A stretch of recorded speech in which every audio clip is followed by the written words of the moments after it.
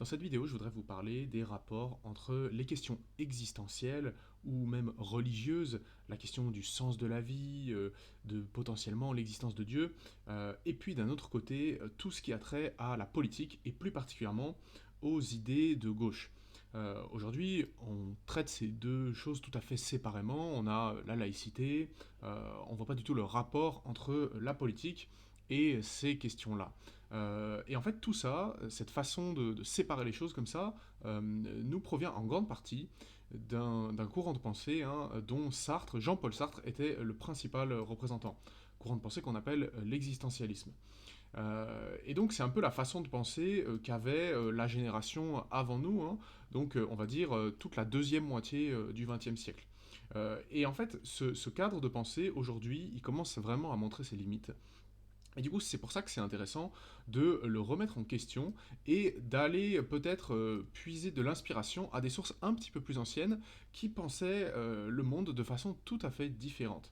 Donc c'est ce qu'on va expliquer dans cette vidéo. Alors déjà, il faut que je vous explique un petit peu pourquoi j'ai choisi ce monsieur, pourquoi j'ai choisi Jean-Paul Sartre et son texte "L'existentialisme est un humanisme" qui date de 1945 pour vous parler de tout ça. Jean-Paul Sartre, donc, c'est un philosophe de gauche, et c'est aussi un athée convaincu. Et il va, dans ce texte, défendre la cohérence entre ces deux choses. Il va s'attacher à montrer qu'on n'a pas du tout besoin de croire en Dieu ou de croire que la vie a un sens a priori pour s'engager et de façon radicale, pour s'engager dans quelque chose comme le socialisme. Bon, à nous, on va se dire, mais ok, c'est trop bizarre, pourquoi t'as besoin de prouver ça en fait? Déjà, on sait depuis Marx qu'il y a des gens qui sont très athées et qui ont des idées à gauche, on voit pas du tout où est le problème avec ça.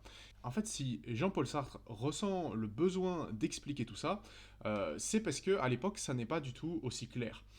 Précisément parce que il y a tout un héritage de la pensée de gauche qui associe étroitement les questions existentielles et l'hypothèse de l'existence de Dieu avec un engagement politique à gauche. Donc Sartre ressent vraiment le besoin de dissocier ces choses, et on va voir s'il a raison, on va voir quels sont ses arguments, on va tirer un petit peu tout ça au clair. Mais d'abord, il faut comprendre pourquoi est-ce que, avant lui, on pouvait associer la gauche et la foi ou la croyance en Dieu, ce qui peut nous sembler n'avoir aucun rapport. Alors déjà, ce qu'il faut comprendre, c'est que la gauche, elle porte un projet qu'on peut qualifier de projet moral. Il y a des gens que ça peut faire tiquer un petit peu, parce que quand on entend le mot moral, on pense à moralisateur, on pense à fais pas ci, fais pas ça, mais la morale à la base, ça signifie pas nécessairement casser les couilles aux gens, ça signifie simplement que on croit que l'humanité, l'être humain, est capable de s'améliorer, qu'il est capable de travailler sur lui-même, de réfléchir à lui-même et de progresser. Et c'est exactement le projet de la gauche, c'est de dire on va essayer de faire en sorte que la société future soit meilleure que la société passée, que la façon de vivre entre les hommes progresse. Donc, à ce titre, on peut dire que la gauche porte un projet moral.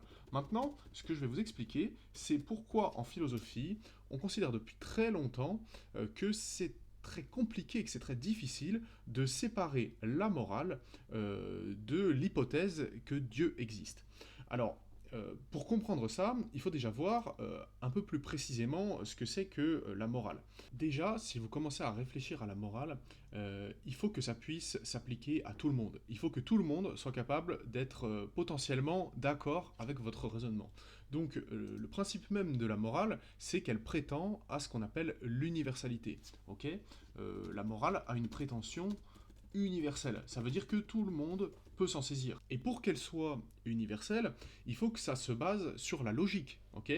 Il faut que ce soit, si vous voulez, comme un raisonnement mathématique. C'est pas quelque chose qui doit dépendre des goûts ou des préférences de chacun. Sinon, les gens vont jamais se mettre d'accord et on va jamais pouvoir progresser dans une même direction. Donc, si vous voulez créer une morale, il faut que ça repose en quelque sorte sur des lois naturelles, sur une forme de sens objectif qui existe dans la réalité et pas simplement dans nos préférences personnelles. Donc la morale, elle se prétend objective. Là, tout de suite, présenté comme ça a l'air d'être quelque chose de très contraignant, de très restrictif. ouais, on peut pas avoir chacun nos préférences, etc. Bon, mais en réalité, ça n'est pas forcément obligé de concerner tous nos comportements, ok? En réalité, la morale, ça peut être un principe relativement simple sur lequel on peut tous se mettre d'accord et qui nous laisse finalement une grande liberté d'action. Par exemple, ma liberté s'arrête là où commence celle des autres. Ou alors, ne fais pas à autrui ce que tu ne voudrais pas qu'on te fasse. Bon, là pour l'instant, c'est assez soft hein, comme définition de la morale. Ça n'a pas l'air trop contraignant. On se dit, ouais, bah, ça suffit pour des relations de bon voisinage, quoi. Mais bon, on peut quand même aller un step un petit peu plus loin, ok? Euh, Imaginons une personne vraiment exemplaire, ok? Comment est-ce qu'on va pouvoir définir le top du comportement moral? Eh bien, on peut aller un step un petit peu plus loin et considérer des exemples comme ceux que je vais vous donner là. Par exemple, aime ton prochain comme toi-même. Celle-là, elle est assez connue. Ou encore, pour vous donner un exemple d'Albert Camus, lui, il définissait la morale de la façon suivante: traiter l'autre comme une fin et pas comme un moyen. Autrement dit, je ne vais pas utiliser l'autre pour arriver à mes fins, mais plutôt je vais considérer que ma relation avec l'autre, lui faire plaisir, eh ben, c'est le plus important. Il y en a une autre qui, un peu dans ce style-là, c'est un certain Jean de la Bruyère qui nous disait: le plaisir le plus délicat est de faire celui d'autrui. Partir du principe que si je fais du tort à l'autre, ça risque de se retourner contre moi, ça, ce n'est pas de la morale. C'est juste de la gestion des risques. C'est bien comprendre son propre intérêt. Mais la morale, c'est autre chose. C'est être capable de dépasser son propre intérêt, ou plutôt de le dissoudre dans un intérêt général. Donc on voit que quand on progresse sur la voie morale, si on cherche une forme d'exemplarité, ça va nous conduire à rechercher une forme d'unité avec les autres, une forme d'harmonie, ok? Ce qui est plutôt logique, puisque le but, c'est quand même de construire un projet ensemble, un projet universel. Bon, ok, très bien. Mais le but de cette démonstration, c'était de vous montrer que c'est très compliqué de distinguer cette voie morale, cette démarche, de l'hypothèse que Dieu existe. Alors pourquoi? Eh bien, celui qui va vraiment montrer ça, c'est ce monsieur qui s'appelle Dostoïevski. Dostoïevski, il nous dit quoi? Il nous rappelle que qu'est-ce que c'est vraiment que le concept de Dieu en philosophie? Eh bien, c'est partir du principe que la vie a un sens et que ce sens, il est donné dès le départ. Il fait partie de la réalité et c'est aux êtres humains de le découvrir. Comment est-ce qu'on arrive au concept de Dieu? C'est-à-dire que comment des gens en sont venus à imaginer un espèce de grand narrateur omniscient au-dessus de nos vies? C'est déjà très perché comme idée. Alors il faut se demander un petit peu comment est-ce que petit à petit on est arrivé à cette idée-là. Eh bien, si vous partez du principe que il y a une signification contenue dans le monde, contenue dans l'univers, il y a une signification qui semble déposée dans le monde et les êtres humains la recueillent et elle n'est pas cette signification, elle n'est pas uniquement personnelle, elle n'est pas uniquement subjective. On peut se mettre d'accord tous ensemble sur le sens de la vie. C'est ça ce qu'implique le concept de morale objective. Imaginons par exemple que l'humanité disparaisse. Et là, il y a une autre espèce, je sais pas moi, les poulpes par exemple, qui commencent à devenir de plus en plus conscients, etc., jusqu'au point où ils vont se poser des problèmes moraux. Ou alors mettons qu'on est complètement sur une autre planète et que ce sont des extraterrestres qui arrivent à un niveau de conscience comparable au nôtre et qui, voilà, ils ont des dilemmes moraux eux aussi. Eh ben, ça va montrer que les questions, les problèmes moraux ne sont pas propres à l'être humain, mais ils appartiennent à la réalité elle-même. Ok? Et donc, s'il existe une morale, s'il existe quelque chose comme le bien et le mal, et qu'on peut se mettre d'accord dessus un petit peu comme en mathématiques, eh bien ça implique que les lois morales, elles appartiennent à la structure même de la réalité. Et que donc elles sont en quelque sorte antérieures à l'être humain, antérieures à la conscience. Or, s'il y a quelque chose comme le bien et le mal qui existent, ça signifie que, inscrit dans le code de l'univers, il y a une direction qui a été indiquée pour toute forme de vie qui arriverait à un certain niveau de conscience. Autrement dit, l'univers porte en lui une direction, on pourrait dire un sens fléché, entre guillemets le bien, pour toute forme de vie consciente. Ok, et du coup là, on voit que petit à petit, on s'achemine vers le concept de Dieu, parce que si l'univers porte en lui imprimé une volonté, eh ben on peut se demander d'où vient cette volonté. En général, la volonté est associée à une forme d'entendement ou d'intelligence, ok. Et c'est de là qu'émane le concept de Dieu, hein, le concept d'un créateur de l'univers. Ok, donc voilà un petit peu pour le lien entre la morale et Dieu. Et donc Dostoïevski, ce mec-là, c'est quelqu'un qui va essayer, un peu avant Camus, de voir si on peut dissocier les deux. Il se dit, ok, tout ça existe, ça n'existe plus. Partons du principe que l'univers n'a pas de sens, ok. L'individu, l'être humain est un beau gosse qui s'en sort tout seul, il n'a pas du tout besoin de toutes ces chimères. Il est le seul décideur du sens de sa vie. Bon, alors, allons-y. Comment on prend des décisions? Bah du coup, c'est très simple, hein. On fait exactement ce qu'on veut. Euh, ok, mais quand même, j'ai un peu l'intuition que, on peut pas faire n'importe quoi et qu'il y a des choses qui seraient à éviter, genre, je sais pas moi, le vol, le meurtre, hein, carrément. C'est exactement la question qui se pose dans un de ses romans les plus célèbres, Crime et Châtiment. La conclusion à laquelle Dostoïevski arrive, c'est que malheureusement, on ne peut pas dissocier les deux, hein. Et il va exprimer ça dans une formule restée célèbre que Jean-Paul Sartre cite dans son texte: si Dieu n'existe pas, tout est permis. Alors, ce qu'il entend par là, c'est que si la morale objective contenue dans l'univers n'existe pas, autrement dit, si l'existence n'a pas de sens donné a priori et que l'être humain est vraiment le seul maître à bord sur les questions morales, eh bien, on n'a aucun argument rationnel à opposer à l'immoralité la plus totale. Donc imaginez que vous avez un énorme salaud en face de vous. Si vous êtes athée, si vous partez du principe que la vie n'a pas de sens en soi et que l'être humain est l'individu, hein, est le seul à choisir dans ce domaine, eh bien tout n'est qu'une question de préférence subjective, en termes moraux en tout cas, hein, en termes éthiques. Donc vous n'avez aucun argument autre que votre simple préférence à opposer au dernier des psychopathes, hein. Ce qui peut être un petit peu gênant de se dire, bah finalement, toutes nos valeurs ne sont que de l'ordre des goûts et des couleurs. En fait, c'est un peu comme en esthétique. Ah bah moi j'aime bien ce tableau, ah bah moi je préfère tel autre. C'est assez flippant de se dire que les choix moraux ne sont pas autre chose que des goûts et des couleurs, fondés sur aucune forme de logique ou de rationalité. Et c'est exactement pour ça que Dostoïevski et plein d'autres gens, hein, comme ceux qui sont ici par exemple, dont je vous parlerai un peu après, sont des gens qui deviennent croyants.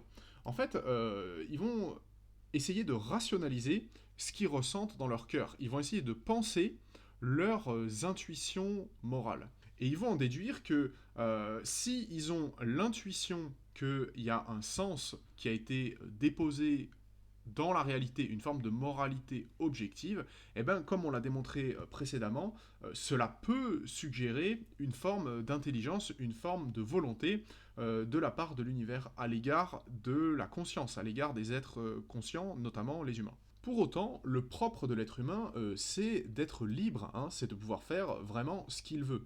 Et donc, pour que ce sens de la vie puisse coexister avec la liberté humaine, eh bien, il faut qu'il existe quelque chose qui s'appelle tout simplement le mal, hein. Donc le mal, en fait, c'est quoi? C'est simplement quand l'être humain va n'en avoir rien à foutre du sens de la vie et qui va choisir son propre sens à lui, qui ne colle pas du tout avec la direction du cosmos, on pourrait dire, hein, avec le sens que l'univers attend de lui. Autrement dit, il faut bien que l'être humain puisse faire les mauvais choix si on pense qu'il y a un bon choix à la base. Sinon, l'être humain ne serait pas libre.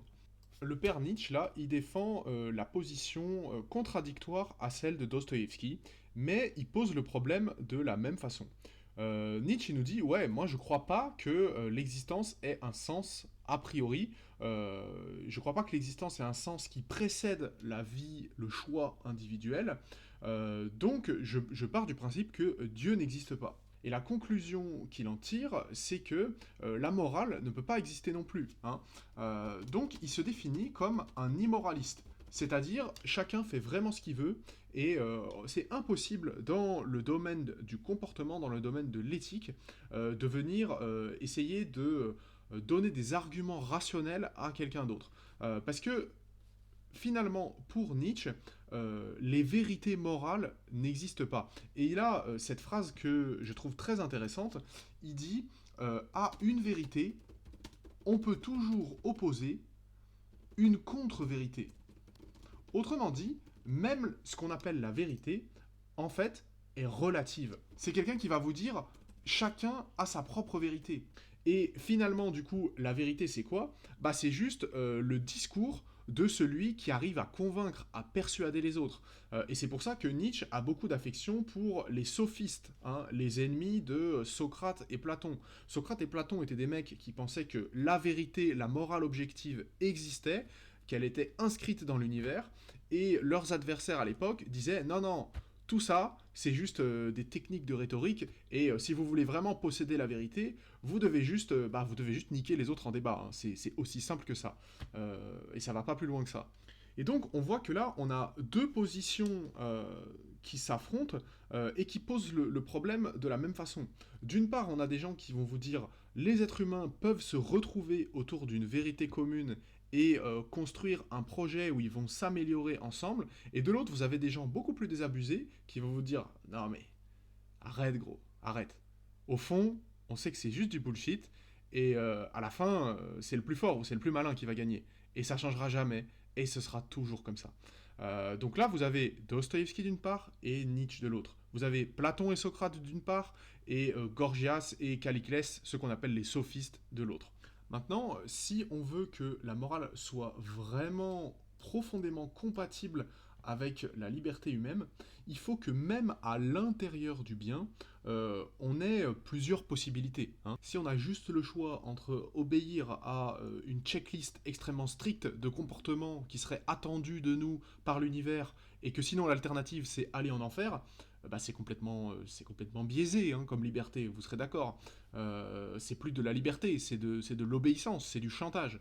Donc, il faut que la morale laisse une marge de manœuvre à l'individu à l'intérieur de ce qu'on appelle le bien. Et c'est pour ça que les principes moraux, réduits vraiment à leur colonne vertébrale, sont souvent suffisamment larges pour nous laisser une certaine forme d'interprétation.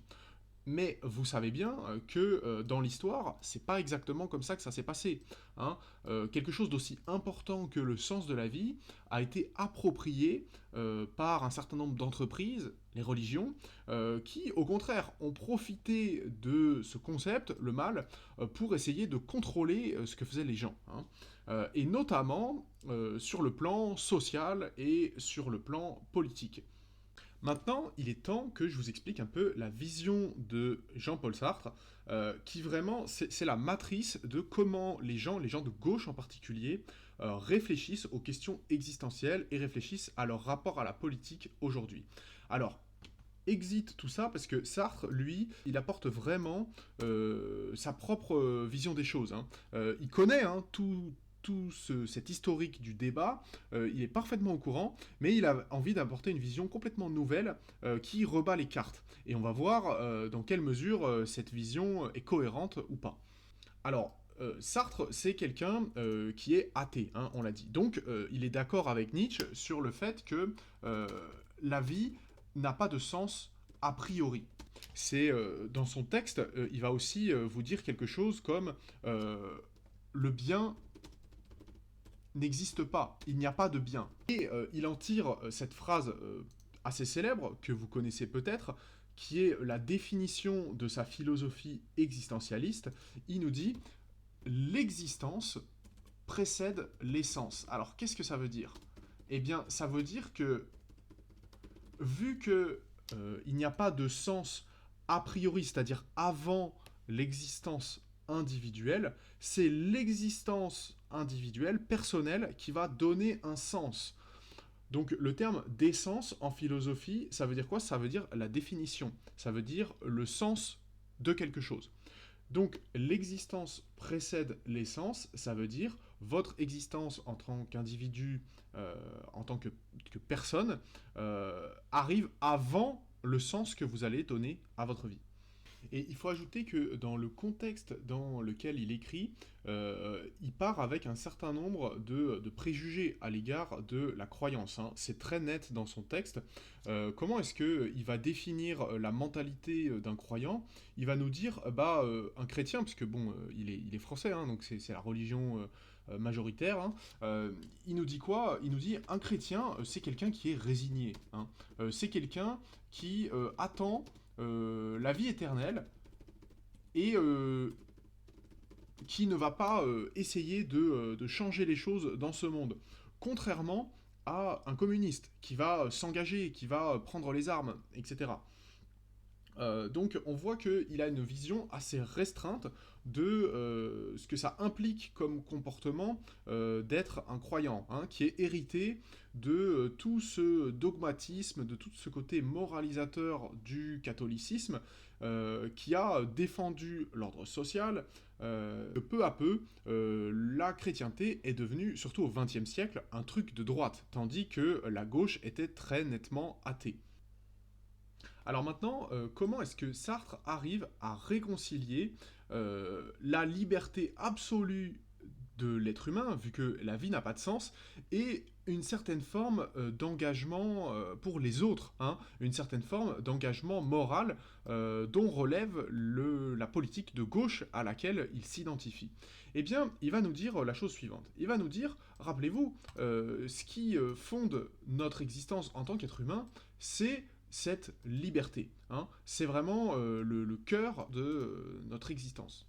Et c'est là où il va faire une démonstration qui est très très foireuse, à mon sens. Il nous dit euh, je ne puis prendre ma liberté pour but que si je prends également celle des autres pour but. Et ça va vraiment être son seul argument qu'il va répéter un certain nombre de fois, notamment quand il ajoute que les actes des hommes de bonne foi ont comme ultime signification la liberté en tant que telle. Le problème de ce pseudo-argument, c'est qu'il établit une confusion ou une assimilation qui n'est pas du tout justifiée entre moi et les autres. Ma liberté devient équivalente à celle des autres. Et c'est là qu'on voit que Sartre ou la gauche défendent bel et bien un projet moral. Vous vous souvenez, on avait dit au début que plus on s'acheminait sur le chemin de la moralité, et plus ça allait en quelque sorte nous rapprocher des autres, plus on allait dissoudre notre intérêt personnel dans une unité avec les autres, plus on allait essayer de se regrouper autour d'un intérêt commun, collectif. Mais le truc, c'est que Sartre n'explique pas du tout comment on passe de l'absurdité de la vie et de la liberté fondamentale de l'être humain au fait que je dois potentiellement sacrifier ma liberté à celle des autres. En fait, ce qu'il n'explique pas du tout, c'est qu'il y a une tension, il y a un conflit entre ma liberté individuelle et la liberté comme principe. Ce que j'ai essayé de vous montrer sur ce modeste schéma, hein, c'est que, en fait, la liberté comme principe, elle restreint mes possibilités, puisque je dois aussi prendre en compte la liberté des autres, hein. Rappelez-vous, ce qu'on disait, c'est un des principes moraux fondamentaux, c'est ma liberté s'arrête là où commence celle des autres. Donc, si je me fie uniquement à ma liberté individuelle et que je n'en ai pas grand-chose à faire des autres, puisque, rappelez-vous, on avait dit que la vie n'avait pas de sens a priori, donc je vois pas a priori pourquoi je devrais me soucier des autres plus que ça, eh bien, ma liberté individuelle peut aller beaucoup, beaucoup, beaucoup plus loin. Et c'est pas parce que je suis libre de base, parce que je suis un être humain, que je dois faire de la liberté comme principe ce qui va guider ma vie, hein. Il n'y a rien qui le justifie. Sinon, ça revient à dire que la liberté comme principe est l'essence de l'être humain. Autrement dit, qu'il y a bel et bien une définition, un code à la base qu'il s'agit de respecter. Mais ça reviendrait à contredire le principe même, le principe élémentaire de la philosophie de Jean-Paul Sartre, qui est que il n'y a pas d'essence, il n'y a pas de vérité, il n'y a pas de morale objective inscrite dans le code de l'univers. Effectivement, Sartre ne peut pas résoudre de façon logique la contradiction entre mon intérêt personnel et celui des autres, parce qu'il est parti du principe qu'il n'y avait pas de morale objective, qu'il n'y avait pas de vérité morale a priori. Ce que nous dit Sartre, c'est que les êtres humains doivent servir la liberté au lieu de s'en servir. Et ça veut dire que la liberté, avec un grand L, on pourrait dire, en tant que principe, est le sens objectif de la vie humaine. Et c'est là où son raisonnement est bancal, parce que finalement, il finit par réintroduire une forme de vérité fondamentale, transcendante à l'existence individuelle.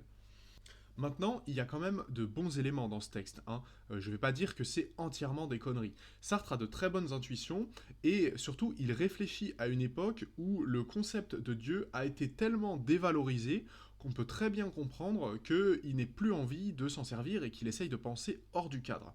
Alors, qu'est-ce qu'il y a de bien dans ce texte? Eh bien déjà, l'idée que personne ne va venir nous sauver, que même si Dieu existait, l'homme ne doit compter que sur lui-même, il n'est pas une solution à nos problèmes. Et même si cette affirmation est tout à fait juste et pertinente, elle est révélatrice d'une certaine définition de Dieu qui n'est pas la bonne en fait, hein, parce qu'elle définit Dieu comme un être extérieur à l'être humain.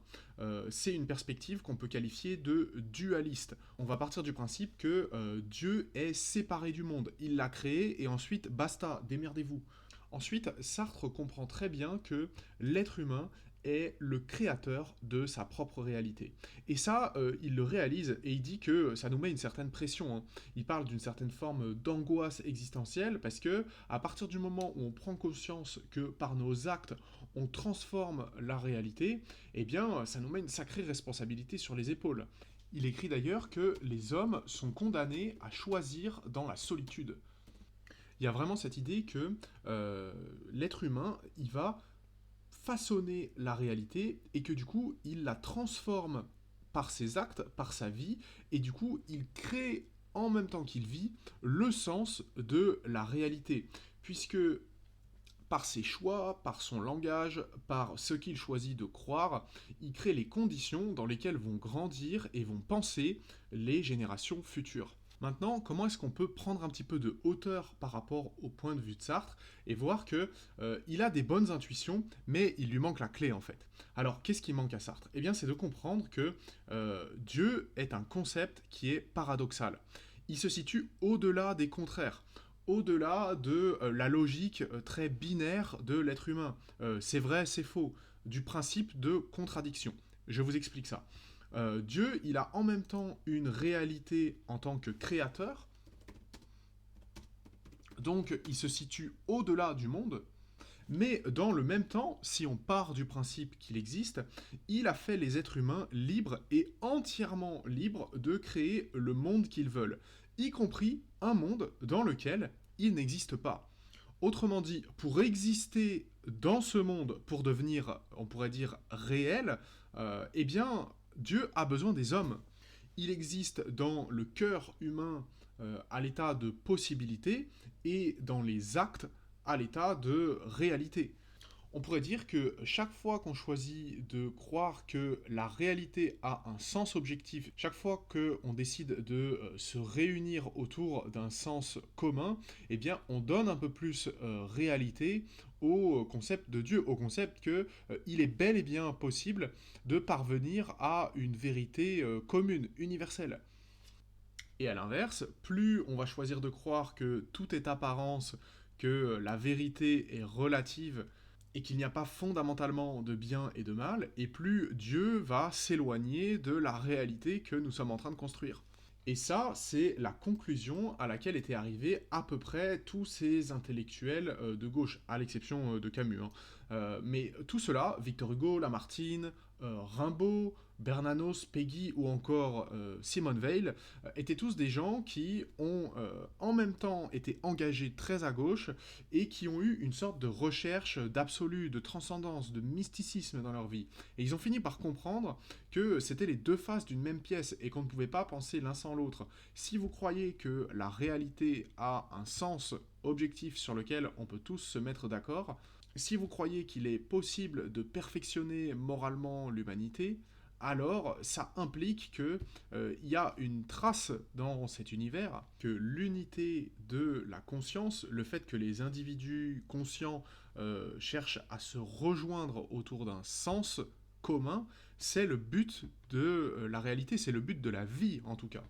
On peut ajouter aussi que c'est en même temps le commencement, c'est-à-dire Dieu en tant que créateur de l'univers, en tant qu'être omniscient, et la fin, c'est-à-dire l'objectif de l'humanité, sa finalité.